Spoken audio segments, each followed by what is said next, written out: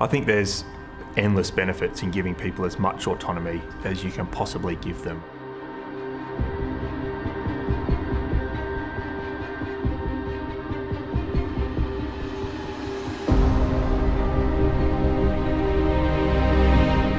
The price of an error in healthcare is really, really high.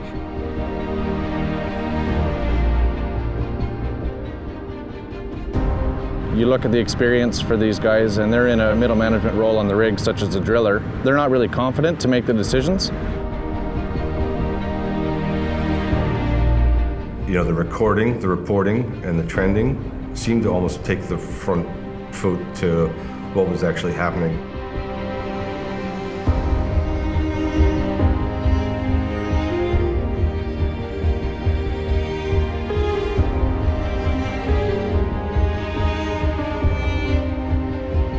I endured broken ribs, but it definitely could have been a potential fatality. And the number one thing, and this was when I was new to the industry and I was just trying to be a team player, was to make sure that no one found out so that the rig didn't lose its safety days. It's hard to change sometimes, and if you're familiar with a way that works and maybe it's been working relatively okay, you stick with it perhaps, because I guess there's a chance that it might fail.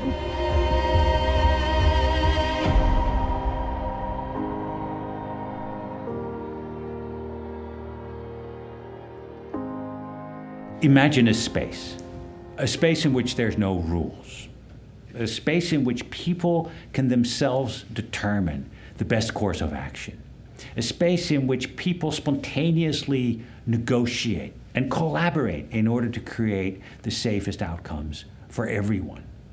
In this space, a new type of humanity emerges. Nobody is telling them. They figure it out on the spot. We call this emergent behavior. It started out with a normal traffic management system with lights and signs and barriers and lines, and all of that led to a huge gridlock every day and about 10 pretty bad accidents every year. So a traffic engineer came in and said, let's take everything out. And in this square, people now enter, and they cannot be not engaged in their own safety. And it's interesting that you make things look riskier and you actually get safer behavior. I became professor pretty early on in my life. I was 34, and so I started flying big jets on the side. And so I'm flying this jet, and of course when you do that sort of work, you learn that compliance and procedures have a very important role to play. But when I started learning that pilots get fired because they're not holding the handrail going down the jet bridge to do the walk around on the platform of the airplane, because they're not wearing a yellow vest when they're out on the ramp, because they carry coffee on board the airplane without a lid on the cup, I'm going, what does anything of this have to do with getting my passengers alive to the next destination?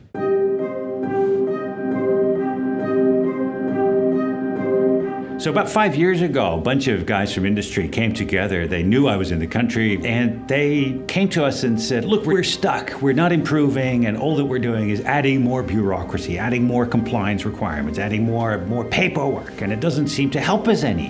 What do we do? Our safety performance here at Origin with drilling completions was definitely going the wrong way. And the frequency of which people were getting hurt on our sites was definitely increasing. Failure and getting it wrong is not something we're well rehearsed in. And I think I fell into the trap that most executive directors do, which is we've got all the processes in place, yet we don't really see a shift in the amount of patients that suffer preventable harm in healthcare. So Woolworths is a business that's been around for 95 years. The way that we've managed safety has been the same throughout that stint. Safety was a pack that we received every month, and it worked its way down from store management. We had a safety team and they would sort of communicate everything towards us. Where many of these organizations come from is a place in which human error is a cause of all of their troubles, where people are a problem to control, where people's wide bandwidth and latitude to behave and practice as they see fit is problematic. That needs shrinking, that needs containing, that needs controlling. With all the paperwork, in all reality, I was in my office probably, I would say, at least 60, 70% of my day. You're being told all the time to do something, and you think, well, why? It's no good being told by upper management when, they've probably never had the tool in their hand. You look at a lot of the procedures and policies that we follow. Well, we don't follow them because they don't work, particularly in this environment. It is the most chaotic, complex environment in an emergency department. And so we are wasting 15% of our time doing something that is of no clinical value. Because it came from national, why should they be telling us how to do our job and how to do it safely? And they didn't know what they were talking about because they'd never worked in store. In order to control people, you tell them what to do through procedures, through trainings, through surveillance, through reminders, through punitive measures. Somebody's failed to follow procedure, we need more procedures. And we need to punish the person or counsel the person for not following the procedure. What some of them have even done is declare a war on human error, and they try to stamp out individual human errors, and they try to manage the minutiae of their workers' behaviors and their acts and into the capillaries of their daily existence to try to manage and adjust and control everything that they do. Why?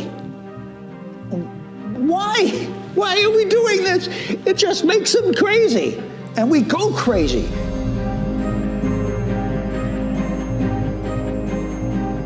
There would have been a call to action to say, you guys need to figure out how you're going to do something different. There's a lot of pressure from within the organisation, within the business to make a change in safety. I have to do amazing amount of mega data reporting around incidents that happen, but it has no meaning. It's like, 300 of those have happened in a year, but it doesn't mean anything. Well, why are we actually asking them to do that? And so it made me really think about flipping, how we empower our frontline staff to really grasp this themselves and move it forward without force from the top. So we were approached about 2 years ago by our National Safety Manager, and he came to us with the concept of the Griffith Uni engaging a study or a trial within our supermarkets where we look at safety and how we manage safety as a business and turn it on its head. And what we've seen is that safety is not created by imposing it from the top down or sideways from some staff organization that calls itself safety and quality. Safety is created by people who do the safety critical work every day.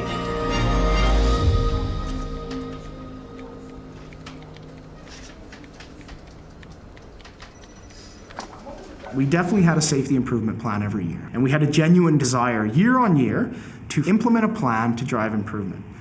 It used to be a plan that was created in a boardroom with office-based people, nobody from the front line, and it was forward-looking.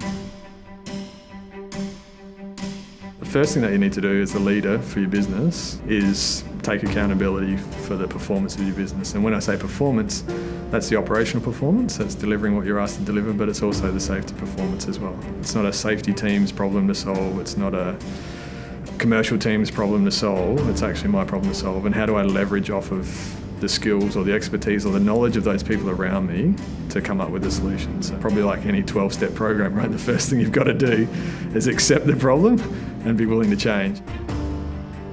There's so many ways to go about solving that problem. We tried to concentrate on 100 different items to improve our safety.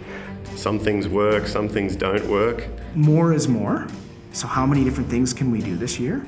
We found out through those ideas back then that we just were taken away by too much checklists for each different item of safety and, just taking away our time from the rig.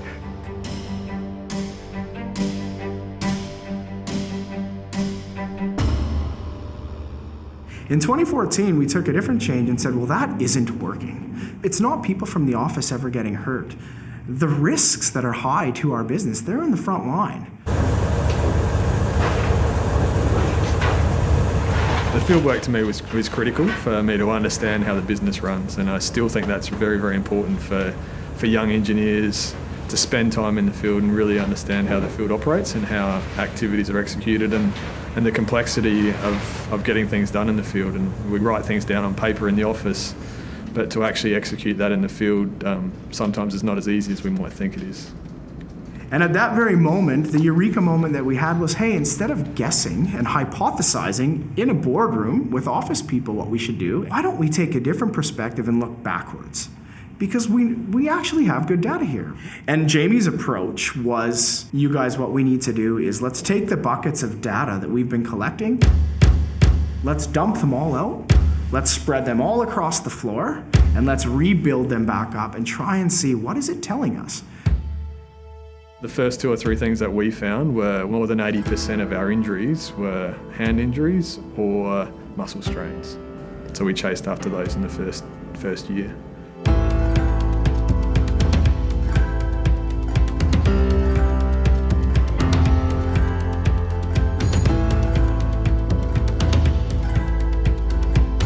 Focus on the few things that'll make the biggest difference, but do them really well.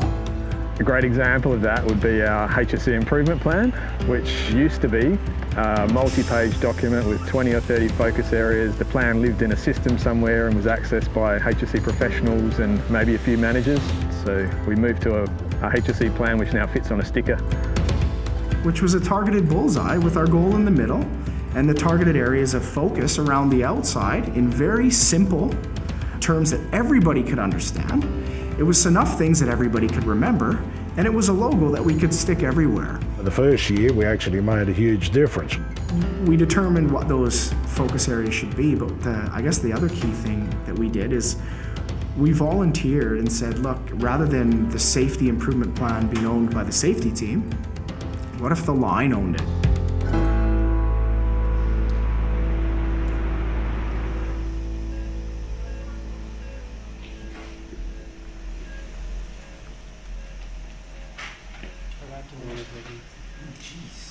I'm on it now. I'll have that suture, thanks. All right, so what do you got for me? So I've got a 7.5 ETT. Yep. We've got a... So tell us more about this service, Dylan. What do you guys do exactly here? Yeah, so we really focus on using simulation as a teaching tool, an educational tool. Mm-hmm. Do you do that here? Yeah, so we have these purposeful rooms where we can really rehearse and test. This guy's actually used for the Australian Defence Force, and there's a bullet in there. Yeah, so there's a gunshot wound to the face. You can imagine as a new clinician coming into healthcare, this would be just the worst thing you've ever seen, right? And so it pulses and it bleeds. And that's right. Everything. Yeah, Does very he moan realistic. as well? Yeah, he moans, screams, and so a lot of blood, and he deteriorates like a real patient. And so simulation's great at giving people that exposure and experience on how to deal with these chaotic situations. All of our work used to very much be in the simulation space. Like here? Like here. Yeah. So recreating these environments into operating theatres or recovery rooms. More and more now, it's about taking the simulation into the clinical environments. So in health, you see the same shift to operations as responsible for the creation of safety. It was never actually driven originally by ideology. It was driven by money. This is a big country. This is a big state. And getting everyone to come in centrally and learn how to do particular procedures is very expensive. Lots of hotel nights and flights and everything. You gotta put these people up and they go into the ivory tower to learn how to do things. Me and a few of the people realized that we're kidding ourselves. Why are we actually here? Why are we doing this? I guess call it human, but we couldn't help ourselves but hold on to that control. So it's actually a lot easier than what it sounds. A lot of it is really just about flipping the model and not controlling it. Instead of people coming to us, we're actually going to them now and working with them within the workplace, and we're looking at their needs. It's about driving for learning rather than compliance. So we'd expect on any shift, you may see a patient, and I will then say to one of the other consultants, what do you think about this? And he may have a different idea, he may have a better idea, or he may have not have heard of this particular thing, and I'll teach him and I'll say, well, this is how we do it. What do you think? Trying to control that into scripted policies and procedures is probably not worthwhile. And what we should maybe look at doing is figuring out where all the variability is and maybe looking at the range rather than the specifics. The first reply is shock. You're here to do what? You're actually going to ask us what we want? When we go out and listen to what the people want very far away in Queensland, and we're talking about 4 days to get to some of these sites, they say to us, we don't want the people from the big smoke to tell us how to do our jobs. We do this all the time. Can you just give us some stuff? And so we work together to figure out what that looks like. And there is no cookie cutter approach. There is no single solution that works for everyone. It's not difficult, but it's unique for their needs. Which is what I love about this new system we're undertaking, asking people what they want to learn, what would help them in their job.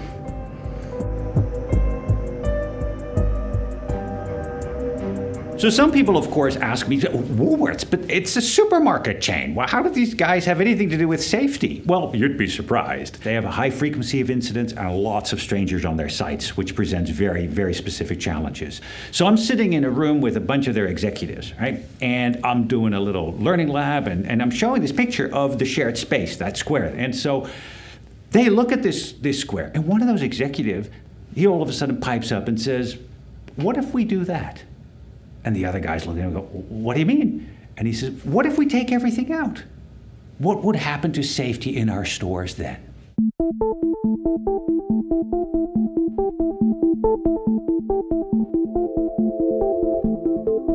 At the moment, within the supermarket brand, we manage from a national level. Ideas are generated, concepts are put together and then pushed down. From my perspective, there's monthly checks such as checking ice build-ups in the freezer cauldron, or whether the racking is packed safely. Look, these are things that should be done on a daily basis anyway. So to be prompted by National to do that is, I don't think it adds particular value to the store. Their model had run into trouble as well. More imposition of bureaucracy and compliance didn't improve their numbers at all. They were screaming for something different.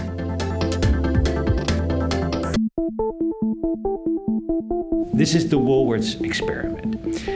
We divided a bunch of stores up into 3 conditions, or 3 groups. In one group, we left things as they were. Then we took a group of stores where we took everything out. Of course, there had been a lot of conversations with the regulator preceding the experiment, like 18 months worth of it, and that was necessary as well as ethical clearance.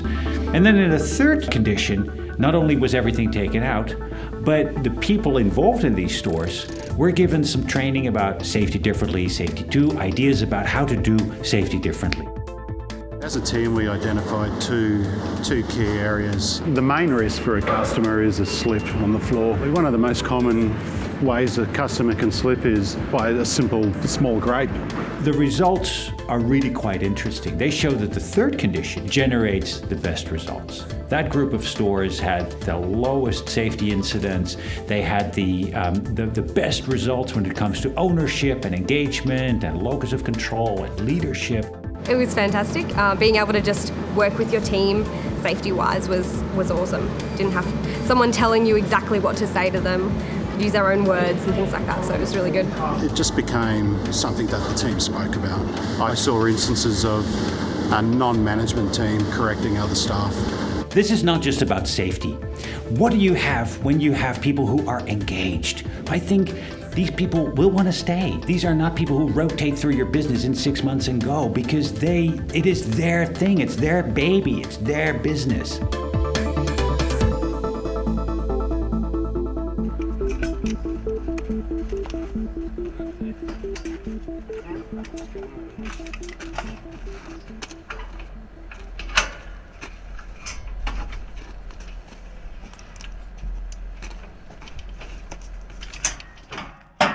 Making the transition from it being a numbers game and reporting on safety to actually looking at behaviors, relationships, and the culture behind it all, it's a much harder thing to change. Our core business is not safety. Our core business is drilling and producing gas. So when we come out to talk to the field and we only talk about safety, we're actually devaluing these people's roles. There's a general belief that as people move through the organisation, they get closer to the top of the organisation, and therefore they have more authority, more power. By moving to field sentry, what we're saying is actually perhaps you're not the most important person in the organisation anymore. Perhaps there's somebody who may be organisationally a lot lower than you, but actually is the right person to take a decision on this or to solve this problem. So some people absolutely struggle to let that go.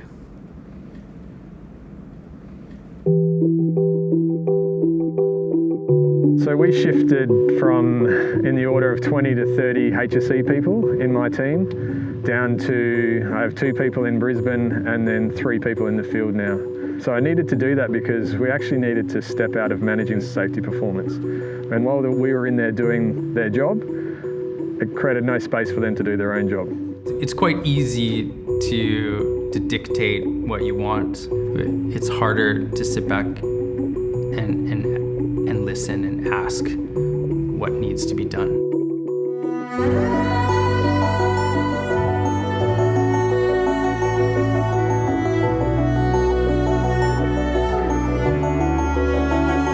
We introduced learning groups back then as well.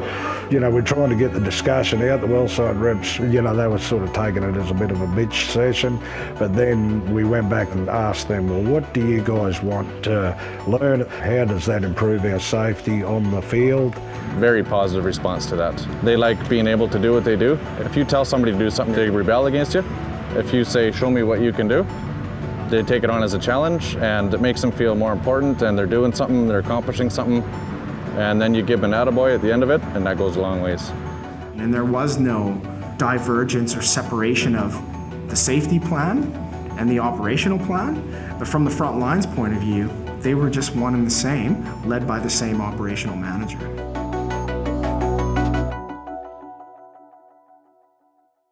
There's different ranges of things they can do, and certainly if there's a major structural change to a rig or a major change to a piece of equipment, that has to go through a management of change process.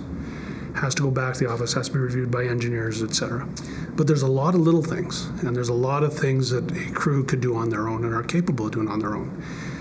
It was a hand talking to the rig manager about somebody painting a railing, so having someone come out and paint it. And that's the kind of accountability thing we want to change is, well, if you see a railing and it needs painting and you can paint it, grab a can of paint and paint it. You don't need anybody's permission to make it better. I think the struggle in making that change is that organizations think they have the best intent, and senior management or leaders would be able to come up with better initiatives, but I think it's the fear of change and the loss of control that may be required. And to do that, you really need to trust your people.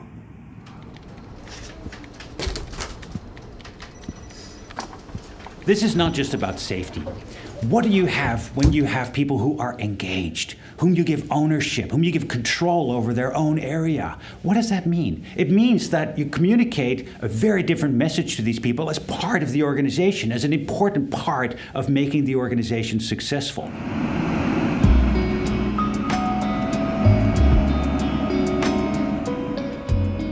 I have a dream about healthcare and education in healthcare, that every person coming in to the healthcare environment, be they the apprentice hospital joiner, be they the student nurse, be they the early years medical student, be they the first year intern, can know their value and can be able to speak up for what they see needs to happen. There's a group out there all the time, and they're close to all of us. When we're out there, we need to think of them just like we would think of family. You know, those are hard decisions sometimes, and you have to be really thinking about, you know, what am I asking people to do, and is this the right thing? Going out there, you know, talking to the rig supervisors, you know, the first thing we do go out there is not operations. In fact, I'm telling the truth, very rarely is the first thing we talk about safety. It's about their families, their kids, how's my family doing, what they've been up to in their time off. I mean, the trust is built through friendships first. Emotionally and from an individual human point of view, being really in tune with your own behaviour, your own responses, how you trigger, how you respond to other people triggering will make or break where this goes. I think a lot of it is who's telling you what to do. And the further you are removed from the front line, including management, I mean, I think that is a key factor on whether people are actually going to listen to you. So, as you know, there are ways that we work in an emergency department, but they're not necessarily the ways that management or other senior staff think we're working. It's not that we make up the rules, but we are the people that know what goes on. As a leader, it shows a humanity, a humility, and a willingness to understand that experts who do the work every day are the ones to rely on to get stuff done and done successfully.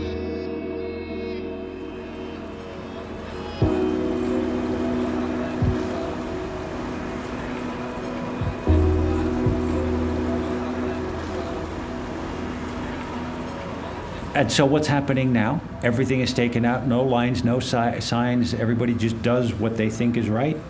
They only have 1 accident per year, not 8 or 10 like they used to in the old system. And not only that, gridlock is essentially a solved problem. The flow, the efficiency, in other words, has improved dramatically.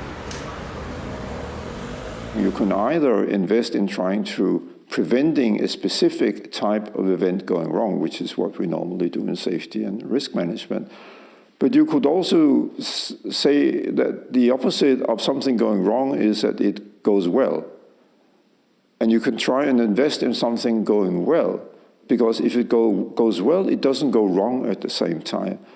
But if it goes well, it also increases productivity and efficiency and maybe quality and a lot of other things. So your investment is not an investment to prevent something from going wrong, but it's an investment in the functioning of the system of the organization. So it's a positive investment. It's not a cost.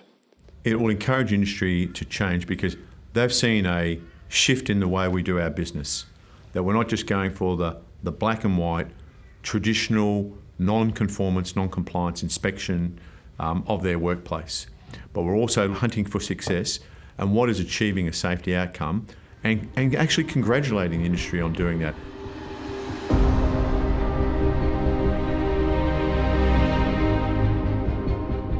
As a leader, I think that I've been able to influence change within the safety space. Basically improved their whole business over the years, you know. So the day-to-day activities now, we're not talking about being reactive. We're just, you know, making improvements. Safety is ours. Safety is an operational thing, something that needs to be managed in a store. It just needs to occur day in, day out, the same as opening the doors to trade for our customers. It's an amazing microcosm every single day. The number of patients that come through the system, it's phenomenal. And they come through happy and well looked after and have great clinical outcomes. The tendency is to ignore all of that and focus on the 0.001% that goes wrong. Most of the time, I think we do all right. And I think that movement away from, you know, all the kind of stuff that can go wrong to us building on what we do well and can do right is really the way forward in our department. To make sure we didn't make the mistakes of June last year, where we were allowed to go back when we got busy, we eliminated the roles that used to be in HR coordination. So there's no going back. We are all in, and this is the only way forward. So, what binds these organizations together is this realization that in order to create safe outcomes, in order to create success, you want to shift the emphasis from compliance and safety and paperwork to operations and ask yourself the question, what accounts for the success of these operations? It introduces a humanity and a deference to expertise and a willingness to listen to your people and learn from your people, and not seeing them as problems that you need to control with more rules and more procedures, but seeing them as the resource to harness. They are the solution. They are the ones who do this work every day. They're going to solve it for you. They're the ones who are going to create success. That's why their approach is safety differently.